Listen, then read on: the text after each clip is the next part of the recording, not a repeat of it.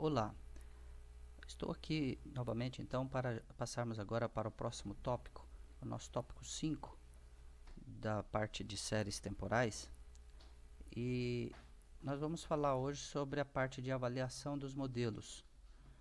Nós temos aí vários modelos e nós precisamos decidir qual vai ser o mais adequado para o nosso trabalho, qual vai conseguir uma previsão que é melhor, vamos dizer assim, e como é que nós vamos dizer se essa previsão é melhor. Eu tenho aqui alguma literatura que a gente recomenda que vocês olhem, né? Um capítulo do Hindman e Athanasopoulos, o livro do Pedro Costa Ferreira também tem sobre essa literatura, tem aqui também alguma coisa nesse exercício dele, e o capítulo 13 do livro do Pindyck, de econometria, também tem sobre esse tópico. Bom, quando você vai fazer uma econometria, você tem aí vários métodos possíveis. Você pode estar trabalhando com MQO, por exemplo, dados de regressão múltipla numa seção cruzada, por exemplo, uma regressão dinâmica. Você pode ter modelos de sistemas de equações, como que usam 2 estágios, 3 estágios, por exemplo, MQ2E, MQ3E. Você pode ter vários procedimentos para séries temporais, por exemplo, suavização exponencial simples, Roach-Winters, ETS, que é o do espaço-estado, modelos ARIMA, X13, os modelos híbridos. Você pode ter então várias opções. A pergunta é, dadas as características, as especificidades de cada série, de cada modelo, qual a melhor simulação? Qual é o que está tendo melhor resultado? Qual é o que você vai escolher? A gente tem algumas medidas que a gente chama de acurácia. Nós vamos trabalhar elas com vocês. Nós temos as propriedades desejáveis do modelo. A gente quer resíduos white noise, a gente quer ausência de heterossedasticidade, a gente quer ausência de autocorrelação, resíduos normais, média zero. A gente quer ausência de multicolinearidade entre as variáveis explicativas. A gente pode ainda também querer olhar critérios de informação. Então, o archaic, Bayesiano, o BIC, ou o archaic corrigido. Então, a gente vai ter algumas estatísticas que vão nos auxiliar a escolher o melhor modelo.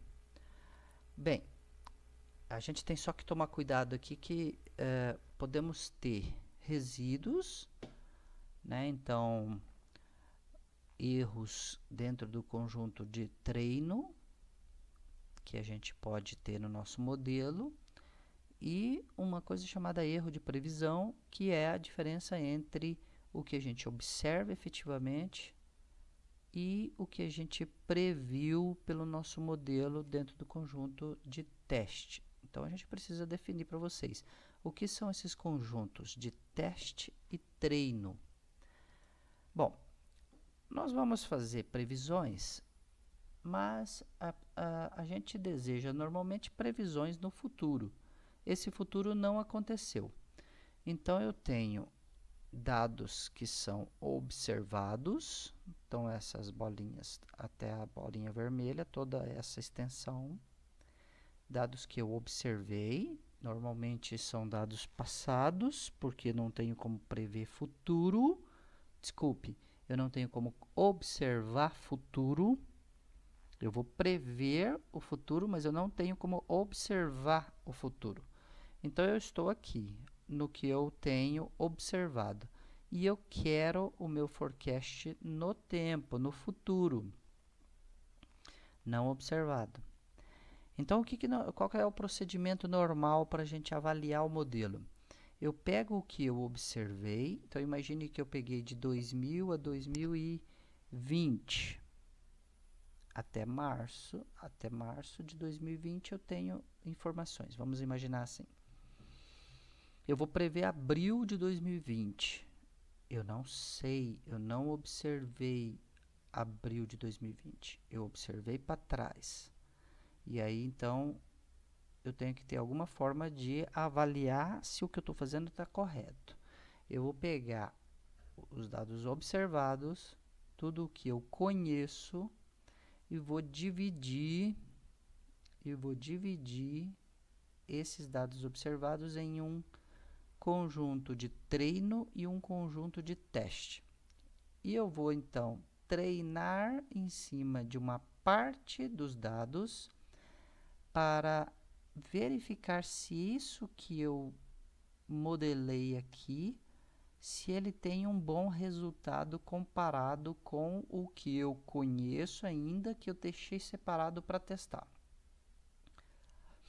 Então, eu vou pegar dados, por exemplo, até 2017, por exemplo, e depois o de 17 até 20, eu vou separar para eu checar se ficou bom, se o modelo está acertando. Normalmente, eu divido isso em 80% para treino e 20% para teste. Uma vez que eu tenha testado e eu tenha achado um bom modelo, aí eu faço o forecast. Ou seja, a partir desse modelo, então, aí eu consigo achar o forecast.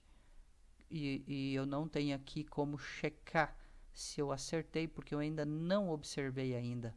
Então, eu tenho apenas um forecast baseado em um modelo que ele foi testado aqui dentro da parte dos dados observados. Tá certo? Então, e aí vão surgir medidas que a gente chama de medidas de acurácia. Então, a acurácia, eu estou querendo saber se no conjunto da minha previsão, se eu estou acertando mais ou menos. Ou, em outras palavras, se o erro de previsão é pequeno. Então, eu vou prever, a partir do modelo daqui, eu vou prever este. Eu vou comparar o que eu previ com o que eu observei aqui neste período. Isso vai me dar um erro de previsão. E eu quero o modelo que tenha o menor erro de previsão. Tá certo? Então, eu quero o menor erro de previsão. Os meus resíduos, eles estão associados à diferença entre o meu modelo e os pontos que eu tenho de treino. Aí que é o resíduo. Então, eu desejo menores erros de previsão e com base nesse acerto aqui, nesse ajuste, eu vou fazer o forecast, considerando então que vai ser o melhor resultado. Então, dentro dessa lógica, eu vou construir medidas de acurácia. As minhas medidas de acurácia, por exemplo, que o Pindike cita, ele cita raiz do erro de simulação quadrático médio, raiz do erro quadrático médio percentual, erro de simulação médio, erro percentual médio, erro absoluto médio, erro absoluto percentual médio, um coeficiente de desigualdade de Tail. Então, a gente tem aí várias possibilidades para a gente medir esta acurácia. E eu posso citar aqui os que saem do pacote forecast, quando a gente usa a função accuracy no R. Então, eu tenho medidas parecidas àquelas. Eu pus a mesma notação para vocês poderem associar, tá certo? Então, eu tenho erro médio, raiz do erro quadrático médio, RMSE, uma das que mais é usada, o erro absoluto médio, aí os erros percentuais. Então, o erro percentual médio, o erro percentual absoluto médio, o erro escalonado absoluto médio, a função de autocorrelação para lag igual a 1, e aqui o erro, outro que eu cito, né, que é o erro simétrico, map simétrico.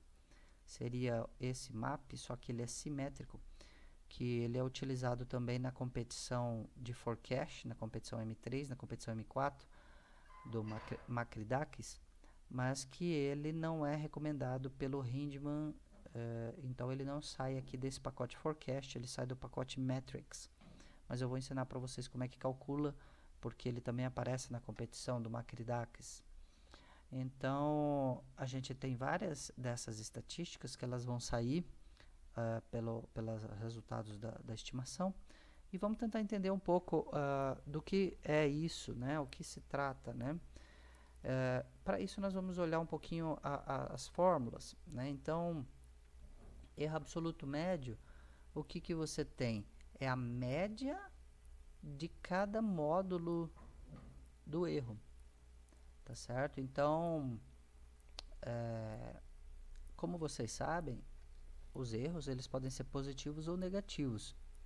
E eu posso ter a presença de grandes erros. E esses grandes erros podem ser grandes positivos ou grandes negativos. E quando eu tomo a média, eu estou neutralizando isso, de certa forma. Um grande positivo somado a um grande negativo, ele praticamente se anula. Então, quando você trabalha simplesmente com a média do erro, a tendência é uma média zero. Então, às vezes, você não tem uma boa medida. Agora, de outro lado, se você toma os erros absolutos, grandes positivos vão ser grandes erros. Grandes negativos também são grandes erros. Então, eu terei grandes e grandes e o erro total está aumentando. Então, quando eu trabalho com erro absoluto ou quando eu trabalho com erro quadrático, eu tenho uma melhora nesse indicador, porque se o erro for grande, tanto faz o sinal, ele vai aumentar esse indicador. Ao invés de um grande positivo anulando um grande negativo, eu vou ter, por exemplo, todos transformados em positivo. E se eles são grandes, eles aumentam esse valor bastante. Então, o erro absoluto ou o erro quadrático são preferíveis nesse cenário. E desta forma, o erro absoluto médio, ele funciona então como a média de todos os módulos dos erros. Média quer dizer, soma tudo e divide pelo número de observações. Neste caso, todos os negativos viram positivos também, porque é valor absoluto. No outro, o raiz do erro quadrático médio, eu tenho raiz e aqui o erro ao quadrado médio. Então, eu estou fazendo a média, só que dos quadrados. Então, aquele resíduo que era negativo vai ficar ao quadrado, fica positivo. O erro positivo ao quadrado também. E aí, soma tudo e divide por n. Nesse caso aqui, tirou a média e aí ele tira a raiz. Então, neste caso, onde eu estava elevando ao quadrado, depois eu retorno para uma raiz, ou seja, eu retorno para a mesma ordem de dimensão, vamos dizer assim, ordem de grandeza. O erro absoluto médio percentual, o MAP, que é um também que as pessoas gostam bastante, ele é a média das pequenas porcentagens. Então, é erro médio percentual. Então, ele está trabalhando com as porcentagens. Eu tenho erro para mais e para menos, percentualmente, e aí ele está tirando essas médias. Então, ele funciona de modo parecido com esse, só que o MAP ele tem essa ideia de porcentagem, fica mais fácil de você falar. Eu tenho o erro de X%, entendeu? É mais fácil de você interpretar. Já o MAI, eu tenho erro que não é em porcentagem, então depende um pouco de conhecer qual é o nível médio da série, para você ter a ideia mais precisa. Quando você fala então dessas medidas de acurácia, né, então você vai ter algumas indicações para mais ou para menos, e normalmente a gente gosta mais de trabalhar com essas três medidas, tá certo? Ainda para séries sazonais, existe a possibilidade de um erro escalonado. Então, no caso aqui eu tenho umas medidas de Q e não mais agora. Veja, aqui, nesse caso aqui, o MASE, ele é parecido com o MAI, mas ele agora eu tenho o erro e um fator de escalonamento aqui embaixo.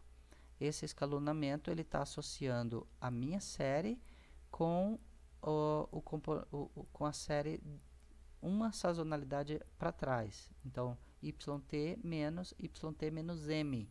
Tudo isso aqui também em módulo. E eu estou então tirando essa média dessa previsão sazonal simples aqui. Tá certo? O meu erro está escalonado por isso, por esse fator. Então a gente chama isso de MASE. Então é o erro absoluto escalonado médio. É uma outra medida que o pacote vai nos mostrar. Então esses valores eles já saem aqui dentro da accuracy no pacote forecast, que dá para ter uma ideia. Existe uma crítica do SMAP, porque o SMAP, segundo o Hindman, ele tende ele não seria recomendado pelo Hindman. Ele tem toda uma justificativa dentro do paper dele para indicar que ele não está selecionando o melhor modelo, apesar de que outros preferem que seja simétrico para que ele possa tanto ele indicar corretamente para quando tem mais erros positivos como para erros negativos. Bom, um artigo que o Hindman fez, que faz essa discussão aqui interessante sobre o SMAP, ela pode ser encontrada aqui neste link, tá certo? É um blog do Hindman, um artigo bastante explicativo, elucidador, onde ele mostra que o SMAP talvez não seja a melhor medida, porque ele vai ter aí algumas discrepâncias. O próprio Hindman prefere que se use o MAP ou o MASE como alternativa ao SMAP. Em todo caso, eu coloquei aqui o SMAP como uma alternativa, porque ele é utilizado na competição de forecasts, tanto no M3 como no M4. Então, acho interessante mencionar isso. Esses erros, então, eles seguem fórmulas que estão associadas portanto, a acurácia está associada a fórmulas que têm o erro de previsão. Eu pus aqui também as fórmulas como estão no manual do eViews. Eu acho interessante para observação, né? A raiz do erro quadrático médio. Então, você vê aqui, eu tenho o meu erro de previsão quadrático, a média dele, soma, divide por H, tira a raiz, o erro absoluto, médio percentual, o índice de tail. O índice de tail ele tem algumas críticas, tá certo? Então, também não dou muita ênfase ao índice de tail. Os comentários que a gente faz são os seguintes, né? O erro quadrático médio, ele é sensível aos outliers, às observações atípicas, e ele depende das escalas. Então, a gente tem que tomar um pouco de cuidado com isso. Uma das alternativas seria ponderar pelas variâncias. É uma forma de você melhorar um pouco a sua simulação. A raiz tem menos problemas que o erro quadrático médio. Ele já dá uma ideia do desvio padrão. Aqui nós estamos querendo dizer assim, se você estiver olhando apenas o erro quadrático médio, ele tem essas características. Depende das escalas, é sensível ao outlier. Tirando a raiz do erro quadrático médio, então você já tem um pouco menos de problemas.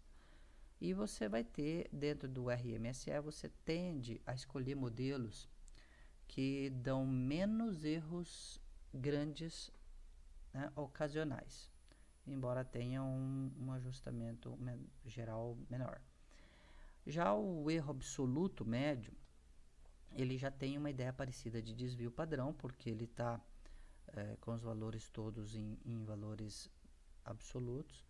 Ele é menos sensível aos grandes desvios, tá certo? E você tende a escolher os modelos que dão alguns erros grandes ocasionais, mas que tem um ajustamento geral. Então, por isso que muitas vezes a gente acaba preferindo o erro absoluto médio, ou o erro absoluto médio percentual, ou o erro absoluto médio escalonado, né? São algumas alternativas aí que nós temos. O erro absoluto médio percentual, você tem que tomar cuidado, porque você pode ter problema no caso de dividir por zero, porque você está pegando uma porcentagem. Então, se você tiver valores perto de zeros, isso aí dificulta um pouco. Mas ele resolve um pouco do problema da escala. O tail, já não gosto muito dele, mas ele existe, né? Ele faz uma comparação entre numerador e denominador. O denominador ele tem uma associação com a covariância. Então, se você voltar lá na fórmula, você vai ver aqui que ele tem uma relação com os erros de previsão. Essa parte aqui é idêntica ao RMSE. Na parte de baixo você vai ter dois termos, né? Então, onde você tem um associado à previsão, outro associado ao valor observado. Eles dão uma ideia de covariância, né? Então, a maior parte dessa decomposição de tail deveria estar concentrado nessa parte da covariância, mas ele é criticado na literatura, tá certo? Se você for olhar a literatura de econometria, de séries temporais, de forecast, você vai ver que o tail não é tão utilizado, não é considerado assim com tanta ênfase. Bom, então na maioria dos forecasts a gente já vai ter a saída desses indicadores de acurácia. Então vamos lá, a gente vai achar vários modelos, estimar com o conjunto de treino, fazer previsões para o conjunto de teste, comparar o conjunto de teste observado com a previsão que tivemos pelo modelo. Se nós tivermos melhores indicadores de acurácia, ou seja, menores valores de RMSE, MAI, MAP, menores valores do ACAIC ou do BIC, a gente tem indicações de que o modelo foi melhor ajustado. Temos que tomar cuidado com quebras, tomar cuidado com choques, porque isso vai fazer uma grande diferença. Então, se eu tiver, nós vamos ver ali para frente o nosso exemplo, se eu tiver uma série que ela demonstra um grande crescimento e depois uma quebra forte, uma crise forte, aqui nesse conjunto de teste, eu estaria treinando num modelo de grande crescimento e, obviamente, eu vou falhar para observar o conjunto de teste. Eu não vou conseguir fazer uma boa escolha. E aí, o meu forecast também fica prejudicado, correto? Então, a gente tem que tomar cuidado com isso. Então, na nossa literatura, a gente deve tentar, então, achar essas previsões que a gente fala fora da amostra. Quando ele fala fora da amostra, ele está se referindo a esse conjunto de treino, tá certo? Então, se a gente for olhar aqui, a gente tem a minha amostra e eu estou tentando fazer previsões para fora da amostra. A gente pode usar a função window, que no R ela serve para a gente separar esses dados. A sintaxe simples, né? A sintaxe nossa é window, que é janela, né? Então, a minha janela temporal dos dados, e eu especifico quando é que eu estou pondo o início dessa janela. Outra alternativa seria usar a função subset, também seria uma alternativa. Então, a gente vai ter também algumas alternativas aí, vamos colocar como manuais, alternativas manuais, porque a gente teria que fazer cada uma das séries, cada uma das previsões e calcular cada uma das acurácias. E a outra alternativa, uma alternativa automática, que seria simplesmente usar a função accuracy dentro do pacote forecast. Então, aqui eu tenho um exemplo do Stack Overflow, eu gosto muito desse blog, tem várias questões aí de programação em R. E então, a alternativa dele fala assim, você fez uma previsão, você acha qual seria o Y chapéu, o Y hat, né? E você vai poder então calcular as medidas com base no Y que você tem e no Y hat. O Y é o valor observado de teste e o Y hat é o valor previsto para o meu conjunto de teste.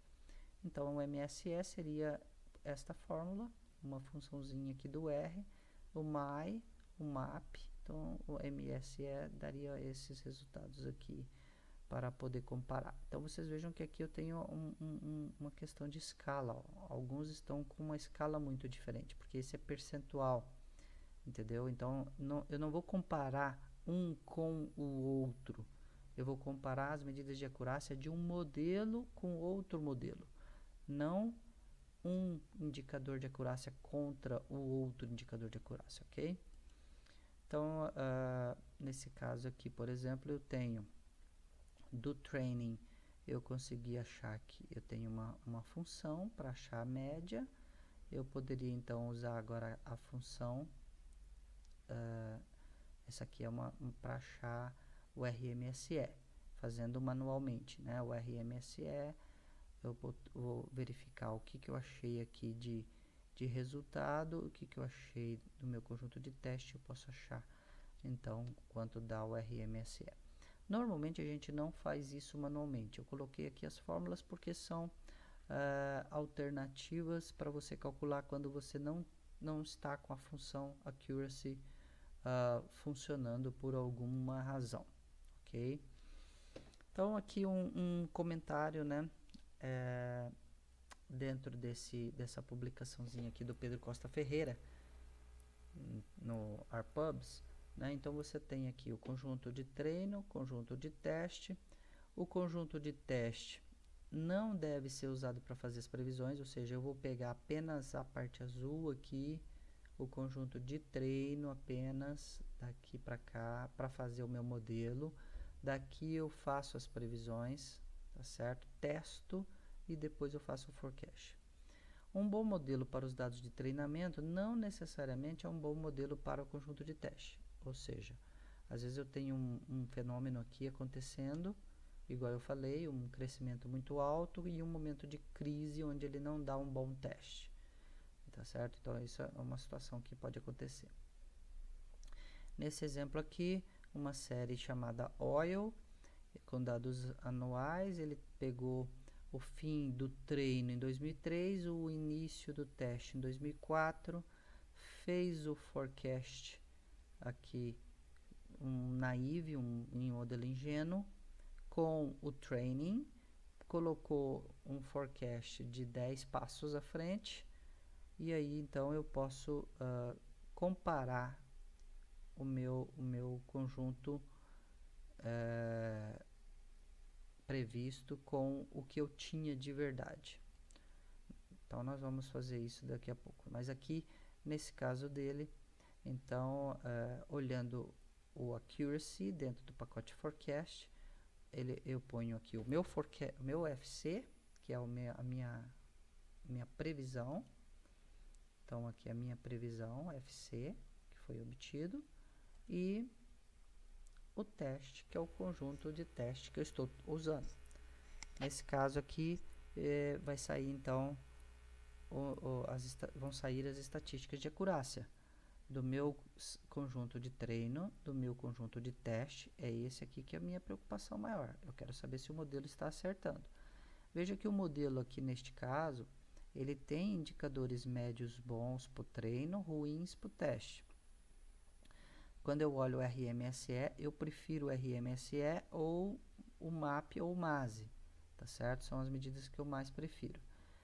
O modelo, aqui ele está falando que o teste tem um MASE menor, tem um MAP menor, ele tem o MAI e tem o RMSE menores, então ele está dando um ajustamento no teste interessante. Ele está aqui com o erro percentual da ordem de 3,9%, o erro percentual 2,5% no training. No MPL está melhor para o treino do que para o teste, tá certo?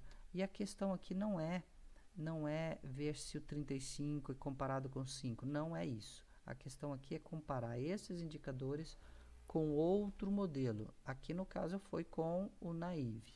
Então eu teria que fazer um Roach-Winters ou um ETS ou um ARIMA ou outro modelo e aí comparar também as previsões, certo?